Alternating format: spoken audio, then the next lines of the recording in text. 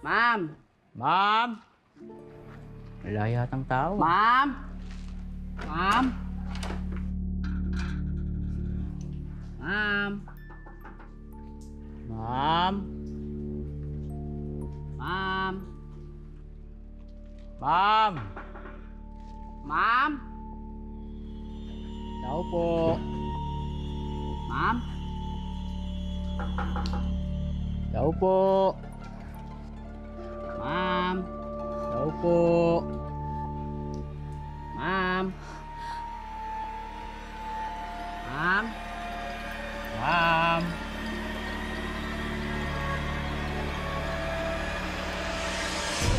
Yeah, thank you! Doc, excuse me po. Sino nga po pala ang magpe-perform para sa mga bata? Ay, oo nga po pala. Perform?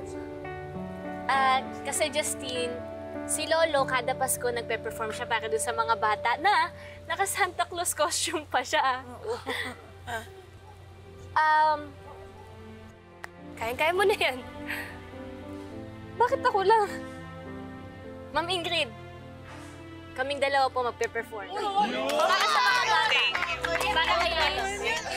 Good job. No. Ayoko. Hindi ko gagawin yan.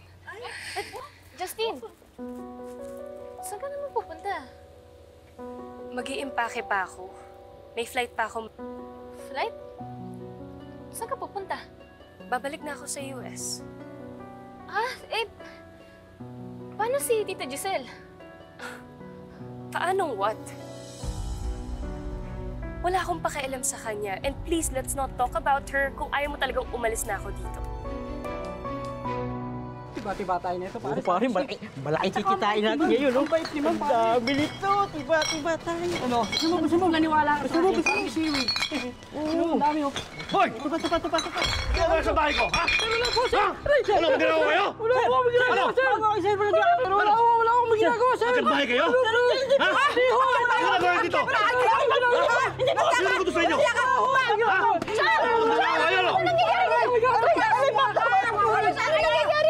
Tama na ko! Sino ba mga to? Ayos, hindi sila masasamang tao! Sabi ko sa inyo, sir, eh. Kuya, pasensya na po eh. Ito po, pamasko ko po sa... Pasensya na rin ho kayo, ma'am. Salamat po na marami, ma'am. Sorry po, kuya. Tara na, pare. Ingat po kayo. Pasensya na po. Pasensya na po rin sa abala. Mababait yung mga yun. Oo, Chang, ano bang nangyari? Akala ko mga magnanakaw eh. Mababait yun? Hindi halata, ah. Chang. Hindi, kasi alam mo, napunta ako dito para magdala ng pagkain. Nakita ko, inaaway nila si Carlos eh. So, tinulungan ko si Carlos. Chang, tama na ho. Di ba?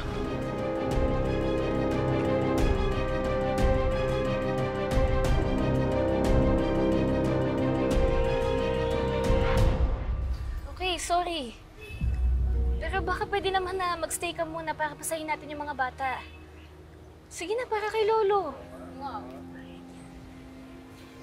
Alam mo, matutuwa si Lolo kapag ginawa natin to.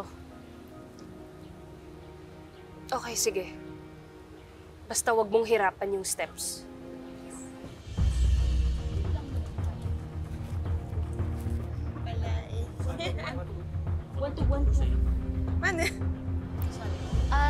Guys, sige, mauna na kayo. Yeah! Excited. Sige, ano? Ano? Pabalik na ng US yung anak ko, hindi mo malang sinabi ka agad, Obed. Wala man lang akong kaalam-alam. Ate, ikaw lang naman iniisip ko. Ayoko naman makadagdag ng sa stress mo. It doesn't matter, Obed. Dapat sinabi mo. Ate, masakit man marinig, ayaw ka talaga makita ng anak mo. At kahit anong pakiusap ko kay Eric, ayaw ka rin niya tulungan. I'm sorry. Sinabi ba nila kung saan sila magsistay? Anong oras ang flight? May oras pa ba kung papahanap ko sila? Ate. Anong gagawin ko? Should I just go on with my life and then forget everything? Ngayon na alam ko na may anak ako pero ayaw niya sa akin? Or should I just move on? Ganun na lang ba? Wala man lang ako nagawa. No, ate. You move forward. At magdasal at maghintay na dumating yung araw na mapapatawad ka ng anak mo. Kilala ka na niya at alam na niya kung saan ka hahanapan. I'm sure hindi ka rin niya makakalimutan. Alam mo, sa totoo lang, kinondisyon ko na yung sarili ko na mag-isa na lang ako. Nakakalungkot lang kasi ngayon. Dahil Pasko. Anyway, nandiyan naman ng papa. I can just spend Christmas with him. Ate, you can always celebrate with us. Tina, maiingit lang ako. At least, kung nasa ospital ako, hindi ko mararamdaman ang Pasko.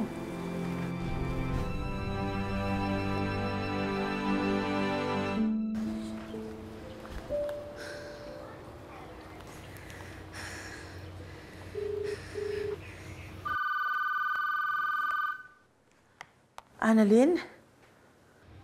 Hello, Tita Giselle. Tita, si Justin po, babalik na po siya ng US. Alam ko.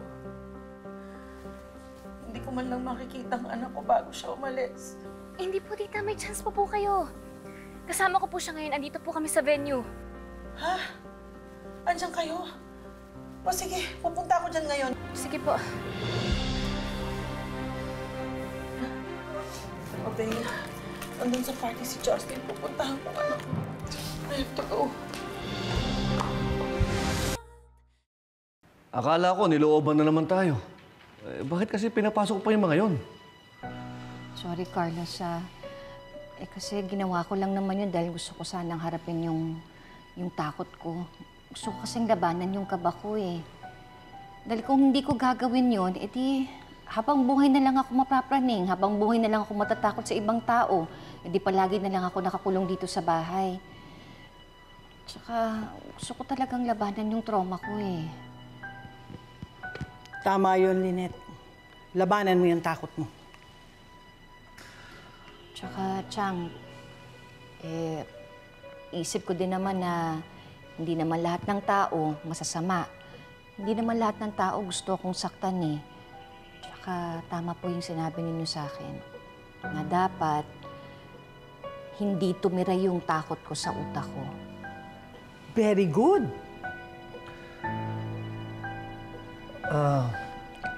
Pero Lynette, dapat mag-ingat ka pa rin. Dahil yung maraming loko-loko.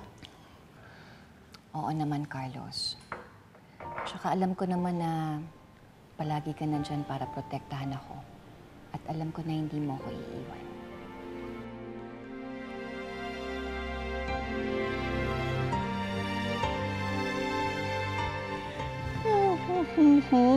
Chara. Ang sweet naman sana all. Baka uwi na nga.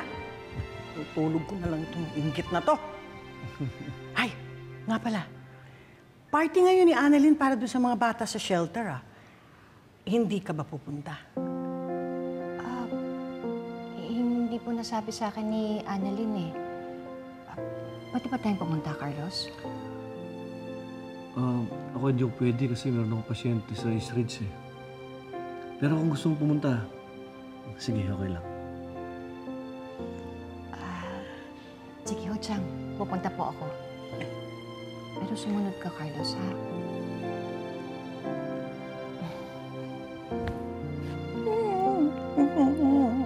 Chang.